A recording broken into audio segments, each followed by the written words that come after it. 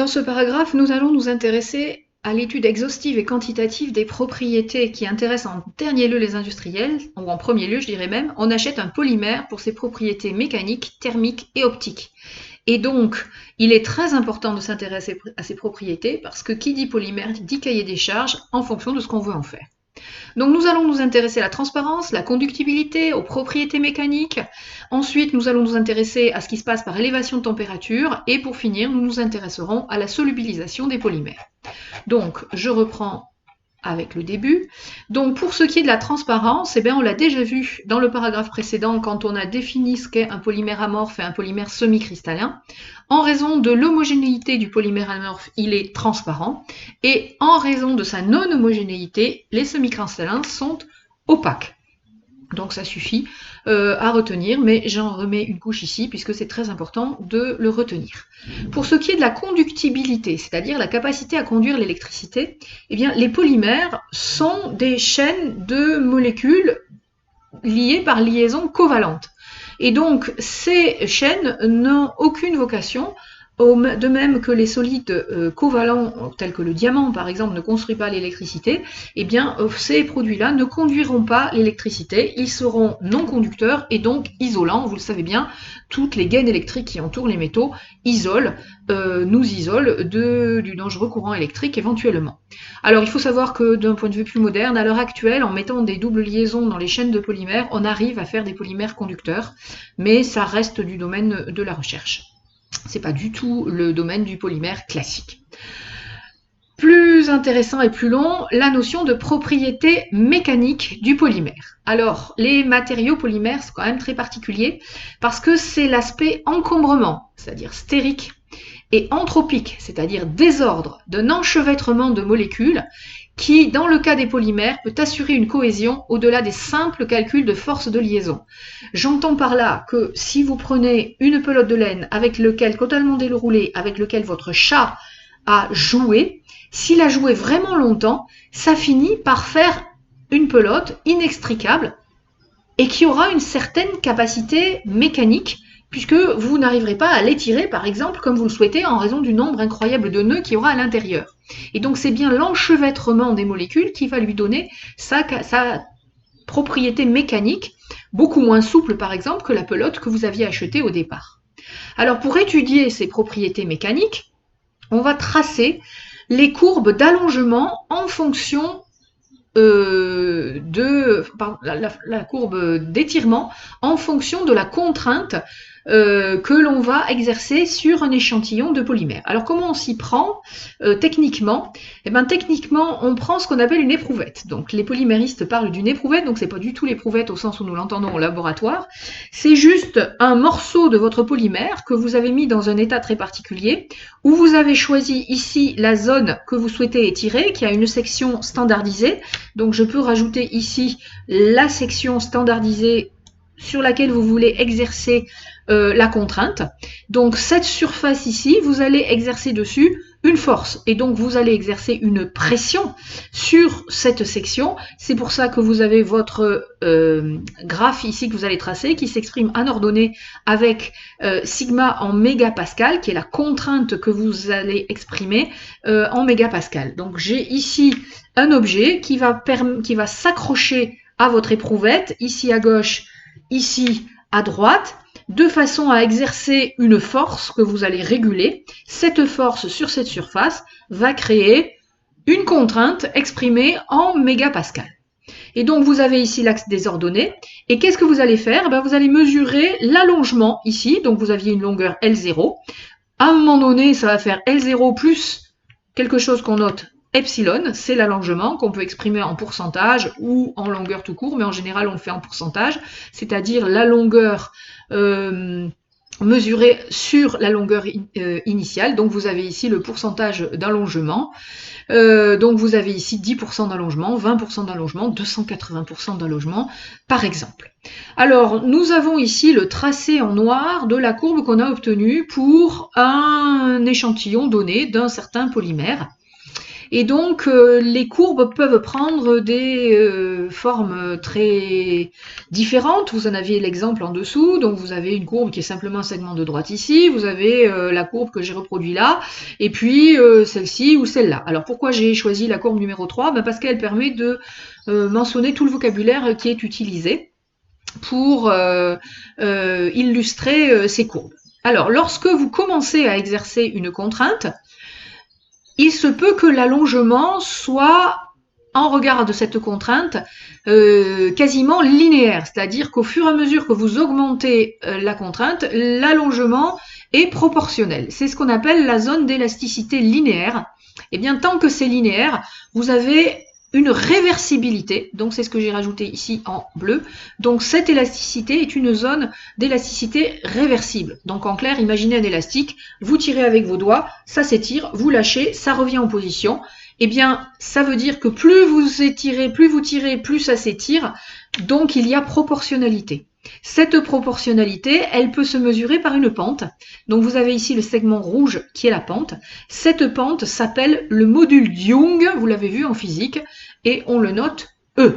Et bien pour toutes ces études, ici mécanique de polymère, on va mesurer le module de Young qui est la pente de l'élasticité linéaire en début de contrainte.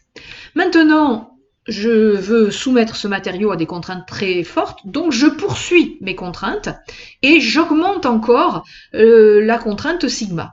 Et vous constatez que je perds cette élasticité et je vais obtenir ce que j'appelle une viscoélasticité, c'est-à-dire que certes ça s'étire, mais j'ai perdu la proportionnalité. Toutefois, si je lâche, ça va revenir en arrière, peut-être pas immédiatement, mais je vais retrouver la forme de départ une fois que j'aurai cessé ma contrainte. C'est le domaine de viscoélasticité. Et à un moment donné, je vais aboutir à ce que j'appelle un seuil de plasticité ou une limite d'élasticité. Donc là, il faut imaginer quoi? Il faut imaginer un espèce de chewing-gum. C'est-à-dire qu'au début, votre chewing-gum, vous l'avez pas beaucoup mâché, et donc vous tirez dessus, il revient à sa place. Votre chewing-gum, il est élastique. Mais vous savez très bien que si vous tirez trop sur votre chewing-gum, à un moment donné, vous avez l'impression d'avoir beaucoup moins à forcer, et puis vous allez pouvoir les tirer. Et bien c'est exactement ça. Votre chewing-gum que vous n'avez pas beaucoup mâché, au début, si vous faites une faible contrainte, il reste élastique, mais à un moment donné, avec une forte contrainte, vous allez les tirer. Tout d'un coup, vous allez faire un fil de chewing-gum. Eh bien, la limite, la force qui est nécessaire pour arriver à cette capacité d'étirement, ça s'appelle le seuil de plasticité ou limite d'élasticité. Pourquoi? Parce qu'au-delà de ce seuil, votre chewing-gum, vous l'aurez étiré, mais il ne reviendra plus à sa position initiale. C'est-à-dire que vous aurez beau enlever la contrainte, il restera étiré. Et donc, vous aurez un allongement monstrueux de votre chewing-gum. C'est le domaine de plasticité. Il n'y aura même plus besoin de tirer beaucoup. Entre le moment où il commence à s'étirer et puis le moment où vous étirez, finalement, la force, elle est moindre. Donc, vous avez ici la contrainte qui a baissé, alors que votre chose s'allonge. Et au bout d'un moment, vous le savez très bien, votre chewing-gum, il va casser. Et donc là, vous aurez atteint la contrainte à la rupture ou contrainte maximale que vous noterez sigma R pour rupture ou M pour maximum. Alors que là, on note cette valeur de maximal ici, c'est-à-dire le moment où vous allez vraiment commencer l'étirement et qu'il y aura un phénomène irréversible, c'est-à-dire que vous ne pourrez plus retrouver la taille de votre objet de départ, c'est ce qu'on appelle la zone de plasticité ici. Donc votre matériau, il est plastique, vous arrivez à l'étirer, mais il ne reviendra pas en position initiale. Donc, retenez ce vocabulaire, un matériau est élastique s'il revient en position initiale immédiatement, il est viscoélastique s'il revient en position initiale laborieusement, et vous avez perdu la proportionnalité entre contrainte et étirement. Et puis vous avez le seuil de plasticité, c'est-à-dire le seuil au-delà duquel votre matériau devient plastique, c'est-à-dire il se déforme, mais ne revient plus à sa position initiale. Et pour finir, si vous insistez vraiment trop, alors il rompra et vous atteindrez alors la contrainte à la rupture ou la contrainte maximale. Donc voici une courbe classique pour un matériau qui a dans une certaine zone une capacité d'élasticité, puis une viscoélasticité. Pour finir, il devient plastique avant de rompre. Donc voilà un matériau qui présente toutes les propriétés avec tous les mots de vocabulaire que vous devez maîtriser qui sont explicités.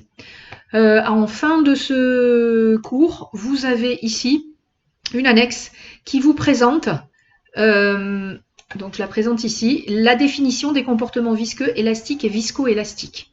Donc, pour chaque objet, je fais une contrainte. Donc, c'est ma griffe rouge là qui donne une contrainte.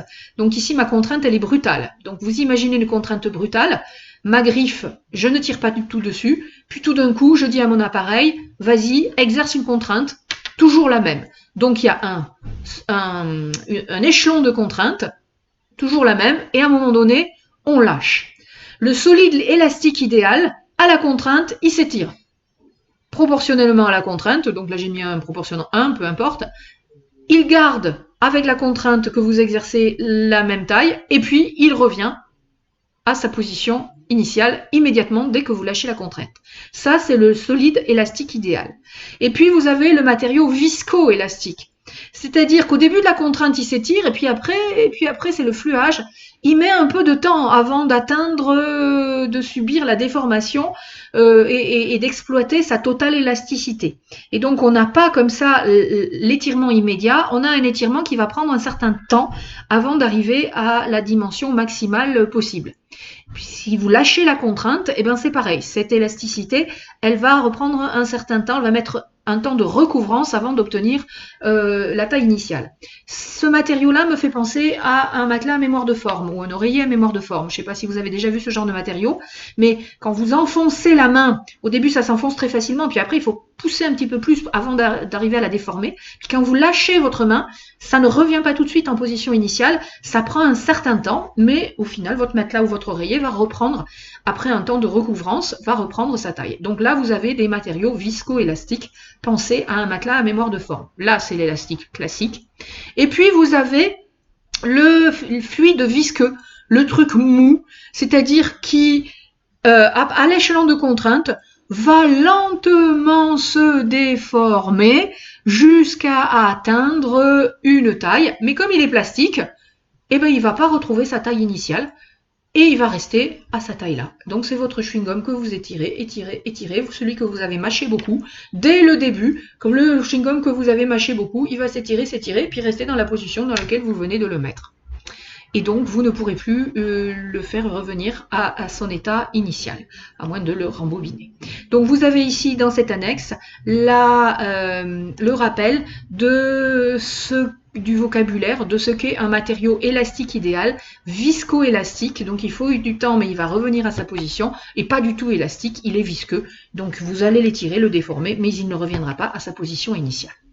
Je reviens à mon graphe, ici. Comment se comportent les matériaux polymères? Eh bien, si j'exerce ce que je viens d'indiquer ici à mon éprouvette de polymère, vous allez avoir différents comportements. Donc vous retrouvez ici sur la courbe 3 notre fameux chewing-gum en début de masticage, où il a un comportement élastique, puis viscoélastique, puis il devient plastique. Vous avez ici le seuil de plasticité. Mais vous avez des matériaux pour lesquels vous pouvez exercer une énorme contrainte avec très peu de déformation. C'est ce qu'on va appeler des matériaux très durs, très difficiles à déformer, malgré des contraintes absolument énormes. Ils ne seront jamais plastiques, c'est-à-dire que si vous exercez une contrainte trop élevée, vous arriverez à la contrainte de rupture, au seuil de rupture, et il y aura rupture. C'est ce qu'on appelle un matériau dur, parce que la pente ici est absolument énorme. Pour pouvoir le déformer, il faut exercer une contrainte énorme, donc c'est un matériau dur, mais cassant, parce qu'au bout d'un moment, au lieu d'accéder au domaine de plasticité et d'accepter de se déformer, non, il rompra. Donc matériau dur et fragile. Ensuite, vous avez le matériau 2, où vous avez une pente un peu moins faible, néanmoins ça reste une pente forte, donc c'est un matériau dur. Mais là, on voit que on commence à atteindre un début de commencement de plasticité. Donc il y a l'apparition de la viscoélasticité, donc il commence à se déformer un petit peu, on se dit c'est bon, et ben non, finalement il casse. Donc il n'y a pas ce grand plateau de plasticité, et donc il est dur, et on va pas dire fragile, mais on va dire peu résistant, c'est-à-dire que ça n'a pas tenu longtemps. On a commencé à pouvoir le déformer, mais ça n'a pas tenu longtemps. Donc il est plus résistant que celui-ci, on peut le déformer un petit peu plus, mais quand même il casse. Donc vous avez ici un matériau dur et peu résistant. Vous avez ici le matériau pour lequel, pour le déformer, il faut quand même, on a une pente élevée, donc il est dur, il faut quand même exercer une contrainte relativement forte pour réussir à le déformer. Mais vous atteignez le seuil de plasticité, vous pouvez le déformer, donc vous avez un matériau qui est à la fois dur et résistant. Ça ne cassera pas. Vous pourrez le déformer beaucoup, de 30-40%, avant de le faire casser. Donc ça peut être très intéressant d'avoir ce type de matériau qui sera capable au-delà d'un certain seuil de se déformer plutôt que de casser. Vous avez ici en 4 un matériau pour lequel la pente, vous la voyez là, elle est faible. Donc c'est un matériau qui est plutôt mou. Donc vous voyez ici des pentes élevées, alors que là on a vraiment une pente beaucoup plus faible. Là on est quasiment à 45%. Donc pour pouvoir le déformer, pas besoin. Donc pour pouvoir le déformer à 10%, vous voyez, on a besoin d'exercer cette contrainte, alors que 10% ici c'était une contrainte beaucoup plus élevée. Donc on a un matériau qui se déforme plus facilement. On va le qualifier de mou. Vous avez ici une élasticité caoutchoutique, ça monte toujours, hein, c'est pas plastique, c'est réversible. Donc on est dans le viscoélastique ici. Donc on a une élasticité caoutchoutique. Dans le viscoélastique, si on lâche la contrainte, il va revenir en arrière. Bon, à un moment donné, il voudra plus et vous atteindrez la rupture. Donc, pour atteindre la rupture, vous commencez quand même qu'il faut quand même une forte, quelque chose d'assez élevé. Donc nous avons un matériau qui est mou, élastique, mais résistant. Si je pouvais qualifier, je dirais que c'est un film d'emballage alimentaire. Vous arrivez à l'étirer quand même beaucoup pour pouvoir faire votre emballage, et puis mine de rien, il casse jamais quoi. Il faut vraiment exercer une force très très puissante pour par étirement casser un film d'emballage alimentaire. Donc vous avez un matériau mou, élastique et résistant. En 5, là c'est fini. La pente elle est très très faible. Vous avez eu un effort avec une contrainte extrêmement faible, une déformation plastique énorme. Vous avez votre polymère qui est déformable, il est prêt pour une mise en forme. Vous pouvez le mouler, en faire un pot de yaourt, en faire une bouteille. Vous pouvez en faire à peu près ce que vous voulez, lui donner la taille que vous voulez. Vous avez l'écoulement visqueux. Et donc le polymère, dans cet état-là, il est prêt à être moulé. Donc le programme dit que vous êtes capable de reconnaître tous ces types de comportements à l'étirement mécanique lorsque vous exercez une force. Donc vous devez être capable de trier en fonction des courbes qui vous sont fournies des matériaux selon qu'ils soient durs et fragiles, durs et peu résistants, durs et résistants, mou, élastique et résistant, polymère déformable. J'espère que vous avez compris avec les commentaires que j'ai faits comment on peut comprendre ces courbes et leur attribuer leurs caractéristiques. Alors, pour finir, on peut s'intéresser, non pas pour finir, pour continuer, on peut s'intéresser à ce qu'il advient des matériaux polymères par élévation de température. Donc, je vous ai fait un petit rappel ici, pour comparer un petit peu ce qui se passe, lorsque vous avez des solides métalliques, moléculaires, ioniques ou covalents, et lorsque vous faites changer la température. En gros, lorsque vous faites changer la température de solides métalliques, moléculaires, ioniques ou covalents, ils fondent. Et donc, j'ai fait une échelle ici en température de fusion, où je vous ai mis ici les cristaux moléculaires, c'est-à-dire ceux dont la cohésion est assurée par des liaisons de Van der Waals extrêmement faibles. Donc en gros, souvent, ils n'existent à l'état solide qu'à des températures négatives, donc l'ordre de grandeur de leur température de fusion, c'est 0 degré, ou en gros la température ambiante, par exemple. Et puis vous avez ici les métaux, qui sont très très variables, puisque je vous rappelle que le mercure, par exemple, la température ambiante est liquide, alors que vous avez des métaux tels que le tungstène qui sont capables de résister à des températures extrêmement élevées. Donc on a une très grande variabilité des températures de fusion pour les métaux. Donc 30 degrés, bon c'est quand même assez rare, hein. Le liquide mercure il est assez exceptionnel. C'est plutôt de l'ordre de plusieurs centaines de degrés, hein, le démarrage de fusion des métaux. Donc en gros c'est de la centaine de degrés jusqu'à plus de 2000 degrés Celsius pour réussir à faire fondre des métaux. Vous avez les sels ioniques dont la cohésion est assurée par des forces électrostatiques qui eux sont assez homogènes en termes de fusion. En gros entre 700 et 1000 degrés Celsius vous faites fondre vos sels de fusion. Mais vous avez pour la fusion une température nette de changement de phase. Et pour finir vous avez les cristaux covalents qu'on n'arrive pas à faire fondre en réalité très très difficilement, au-delà de 2000 degrés, il va falloir travailler en température, en milieu totalement inerte pour les faire fondre, c'est-à-dire qu'il va falloir casser des liaisons covalentes, et souvent ils vont pas fondre, ils vont passer à l'état gazeux, et donc on aura quand même une température de changement de phase, mais à des températures extrêmement élevées, très nettement au-dessus de 2000 degrés. Alors, on observe une discontinuité du volume de l'échantillon parce que chaque fois que votre échantillon va changer de phase, sa masse volumique, la densité va être très différente de l'état précédent et donc vous avez une discontinuité du volume lorsqu'on fait un changement de phase pour des solides, qu'ils soient métalliques, moléculaires, ioniques ou covalents. C'est ce qu'on appelle les transitions de phase du premier ordre avec discontinuité du volume, vous avez peut-être vu ça en physique. Les polymères ont un comportement à l'élévation de température totalement différent. Il n'existe pas, pour commencer, de température nette de changement de phase. Donc, on a déjà vu la classification. Si par chauffage, ils se ramollissent et que le phénomène est réversible autant de fois qu'on le souhaite, on dit qu'ils sont thermoplastiques. Ce sont des polymères linéaires, tridimensionnels de faible taille. Ils peuvent être mis en forme par chauffage, moulés, extrudés, etc. Donc, vous avez le polystyrène, le polyéthylène, le PMMA. Ce sont des thermoplastiques, tous recyclables. Par contre, si par chauffage, ils durcissent et de façon réversible, ce sont des thermodurcissables. Le caoutchouc vulcanisé est un exemple. Ils ne fondent pas et carbonisent si on insiste. Il s'agit de polymères tridimensionnels fortement réticulés. Les chaînes sont accrochées entre elles par des liaisons covalentes. Et éventuellement, la polymérisation n'est pas achevée, voire le caoutchouc. Par chauffage, éventuellement avec un rajout de catalyseur, la polymérisation s'achève. Le réseau devient définitivement rigide. Et si vous insistez, en présence d'oxygène de l'air, vous allez les faire brûler. Donc, ceux-là ont leur utilité, mais pour une étude en fonction de la température, ça ne m'intéresse pas, puisque chimiquement, ils vont être modifiés. Donc moi, pour une étude en fonction de la température, je ne vais m'intéresser qu'aux polymères thermoplastiques. Donc, je vais m'intéresser à l'analyse du comportement des polymères thermoplastiques. Et puis, on va observer deux types de comportements différents selon que ces polymères soient amorphes ou semi-cristallins. Lorsque les polymères sont amorphes, on observe une température Tg dite de transition vitreuse.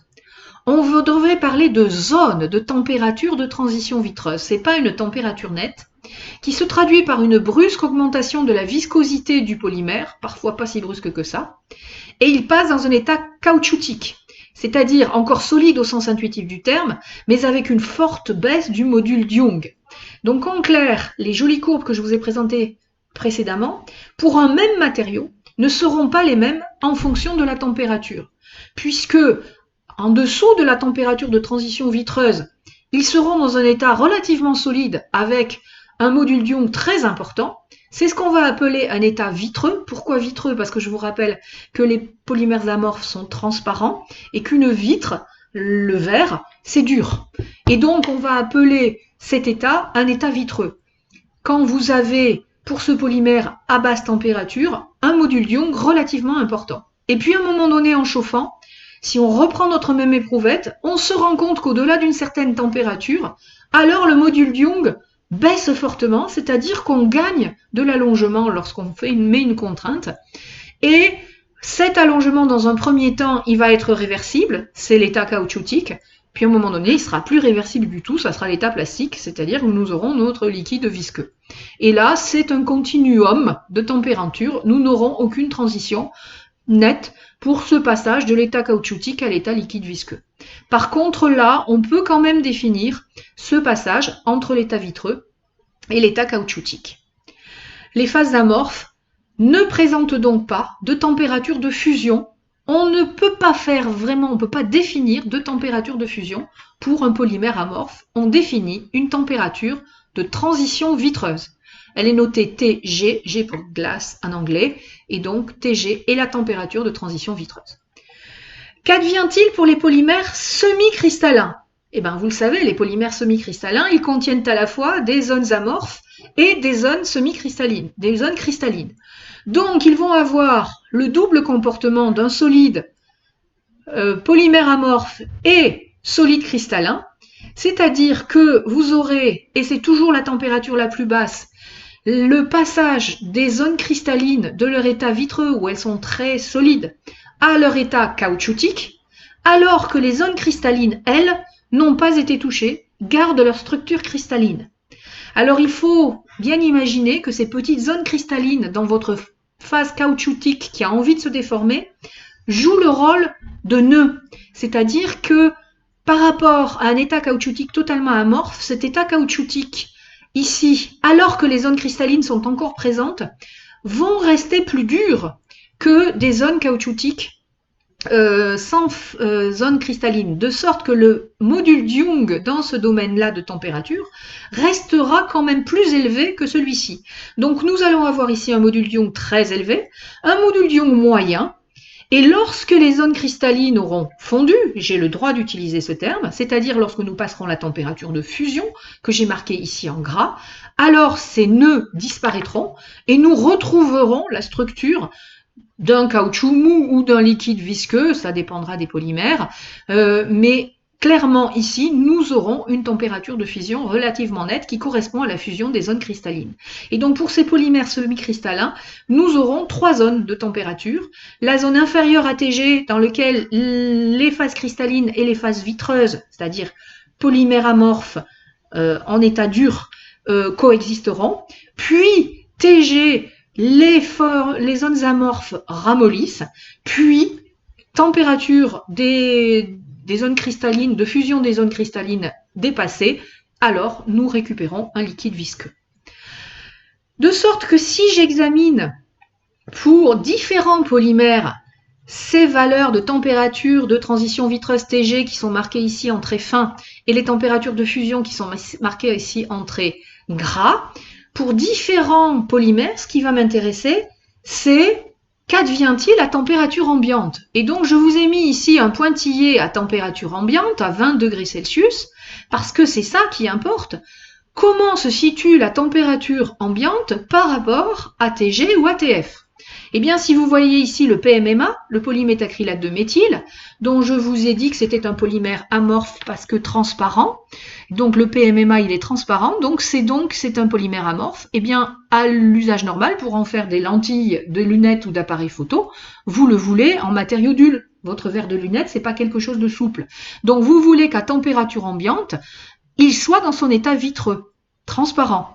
Eh bien, il faudra donc veiller à ce que votre PMMA ait une température de transition vitreuse, un Tg, ici, supérieure à la température ambiante. Et c'est le cas du PMMA, sa température Tg est supérieure à la température ambiante, donc votre matériau, vous l'avez dans son état vitreux transparent. Si vous utilisez du polyéthylène par exemple, comment se situe la température ambiante? Eh bien, à température ambiante, votre polyéthylène, il est entre Tg et Tf. Donc, il est plus ou moins souple, il contient une phase cristalline et une phase élastomère, et en général, il est opaque, votre polyéthylène. Alors, comment fait-on pour avoir du polyéthylène transparent? Eh bien, on se débrouille pour que les zones cristallines, je vous l'ai dit, aient une taille inférieure à la longueur d'onde de la lumière visible. Et c'est comme ça que vous arrivez à obtenir des polyéthylènes transparents. Donc, ils sont bien en phase, on est ici entre TF et TG, mais on les a de façon transparente à cause de la taille des zones cristallines qui sont maintenues. Pour ce qui est du polyéthylène terephthalate, vous avez un polyéthylène qui est ici semi-cristallin. Vous êtes à température ambiante en dessous de sa température de fusion, de sa température de transition vitreuse. Et donc vous êtes dans une zone où c'est un matériau qui est très dur, phase cristalline et phase vitreuse, donc vous avez 50% de cristallinité. Une phase vitreuse, c'est-à-dire amorphe, donc c'est un mélange à 50-50 des deux. En général, les polyéthylènes téréphthalates sont opaques. Et puis vous avez ici le PDMS réticulé, donc on vous dit en dessous ce que c'est du polydéméthylsiloxane. Eh bien lui, à température ambiante, vous l'avez là, vous êtes au-dessus de sa température de fusion. Donc, vous êtes dans une phase unique élastomère sous forme solide parce que c'est un polymère qui est très réticulé. Donc, il est réticulé. Bien que réticulé, il est des phases cristallines et des phases vitreuses, et une phase cristalline et une phase élastomère. Quand vous passez phase Tg, les phases cristallines disparaissent lorsque vous êtes à l'état à température ambiante, et donc vous avez un matériau qui est extrêmement souple, extrêmement mou. Vous avez rencontré ces matériaux, ce sont par exemple les joints de baignoire ou les joints que vous utilisez en salle de bain. Ils durcissent un peu à l'air, ils finissent leur réticulation à l'air, c'est-à-dire que dans votre tube de joint, il est non réticulé. et à température ambiante, il est mou. Et vous l'amenez à température ambiante, vous ouvrez, l'oxygène et l'eau de l'air va le faire réticuler. Et une fois qu'il est réticulé, vous êtes quand même, il reste souple, c'est-à-dire qu'à température ambiante, vous restez dans cette zone élastomère sous forme solide. Si vous refroidissez ce genre de matériau, une fois qu'il est réticulé, vous le mettez au congélateur, il va casser. C'est-à-dire qu'il va devenir cassant, vous allez récupérer les phases cristallines et les phases vitreuses et il va devenir cassant. Pour traiter ce changement de comportement avec la température, eh bien on va faire l'étude du module Young évidemment. Donc je prends cette fois-ci un seul et unique polymère et je vais essayer de voir son comportement en fonction de la température. Donc je travaille ici à 78 Kelvin, vous m'accorderez que c'est quand même très très froid, et je fais le test de contrainte et d'étude de l'allongement en fonction de la contrainte, donc en pourcentage, donc là je suis à 1 ou 2% d'allongement, bref ça s'allonge pas du tout à 78 Kelvin, je suis dans une zone où mon polymère est à l'état vitreux. Et puis je refais ce travail à 213 Kelvin, donc il fait encore froid, mais je m'approche de température raisonnable. Je constate que ici, j'aurais voulu, je peux pas. Je vais donc tracer une autre pente. Donc je constate ici, comme ceci, que ma pente a baissé, a diminué. Donc mon module Young a diminué pour cette température. Eh bien, je fais ainsi un faisceau de courbes, je continue, je trace ici ma pente à une température, elle continue de baisser, et puis là, je constate qu'à 295, elle va baisser beaucoup plus fortement, et puis, alors là, c'est gravissime, la pente a baissé vraiment beaucoup à 313 Kelvin, donc il s'est passé quelque chose. Donc, comme ces pentes varient en fonction de la température et que j'ai du mal à juger en réalité de ce qui se passe, eh bien je vais tracer le module Young en fonction de la température pour juger un petit peu et trouver cette fameuse température TG et température de fusion. Eh bien, voilà les courbes que je peux tracer. Vous avez ici pour un polymère amorphe, dans son état vitreux, le module Young qui reste très élevé malgré la variation de température, tant que je reste éloigné de TG. Et puis à un moment donné, je m'approche de TG, et là vous voyez que le module Young commence à baisser, et va baisser brusquement, comme ceci. Et donc vous avez ici, si je prends en gros à l'équivalence, si je puis dire, de cette courbe, la température, je vais appeler cette température la température TG, mais autour de cette température, vous avez un continuum de variation de comportement pour le passage de l'état vitreux à ce que je vais appeler l'état caoutchoutique, où là, le matériau est dur, et là, le matériau devient plastique, mou, élastique ou pas, donc soit élastique, soit pas élastique. Donc on passe de élastique à plastique. Et pour finir, on va atteindre l'état liquide. J'ai pas de transition nette. Vous voyez une variation de courbe ici. Bon, il y a une zone de température au-delà de laquelle, bon, l'état plastique va finir par devenir un état liquide. Mais je sais pas trop donner de valeur et je n'ai pas de température de fusion. Donc, une courbe comme ça à deux plateaux avec une variation plus ou moins brusque avec un TG est caractéristique d'un polymère amorphe. Prenons un polymère semi-cristallin. Eh bien, nous allons trouver, lorsqu'on fait varier le module Young en fonction de la température, un démarrage du même ordre de grandeur ici en gigapascal pour ce qui est à l'état vitreux. Et puis, à TG, je vais perdre la rigidité de mes zones amorphes, mais je garde les nœuds cristallins.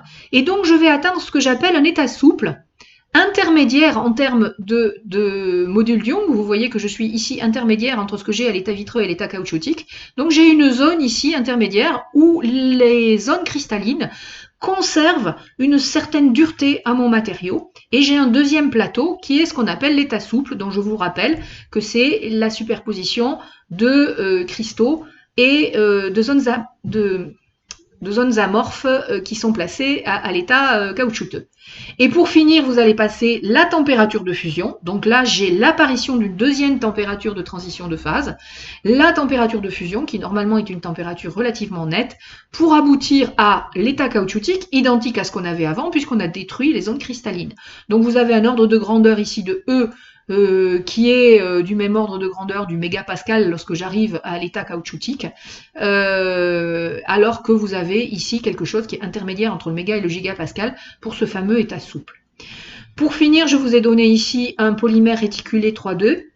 Il est amorphe, il est réticulé, et donc on peut avoir un plateau caoutchoutique qui peut éventuellement être plus ou moins élevé, puisque c'est la réticulation qui assure sa dureté. Il est amorphe, donc on n'a pas de température de fusion, mais par contre, comme il est réticulé, vous avez une destruction chimique, donc on n'a pas cette fin de courbe ici, où on arrive à l'état liquide. Regardez, là, le passage à l'état liquide, ça se traduit par une variation qui va vers l'état zéro de contrainte nécessaire. Et bien ici, on ne l'a pas. La courbe s'arrête brusquement, c'est la destruction chimique. Et cette destruction chimique, elle est typique des polymères réticulés. Voilà. Pour finir, dernier paragraphe sur la solubilisation des polymères. Les polymères ont tous la même caractéristique quand vous les mettez dans un solvant. Ils vont commencer par gonfler. Donc je vous ai représenté ici une pelote de polymère. Les interactions qui sont majoritaires à l'intérieur des chaînes ici sont les interactions entre les chaînes.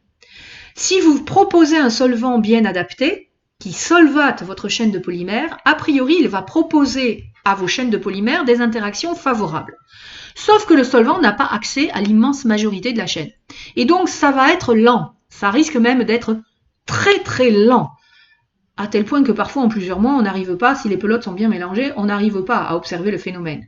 Mais les molécules de solvant peuvent théoriquement pénétrer à l'intérieur de vos chaînes, établir des liaisons qui sont favorables, prendre de la place, vont donc écarter les chaînes les unes des autres. En écartant les chaînes les unes des autres, ça va faire de la place aux molécules de solvant pour rentrer plus facilement.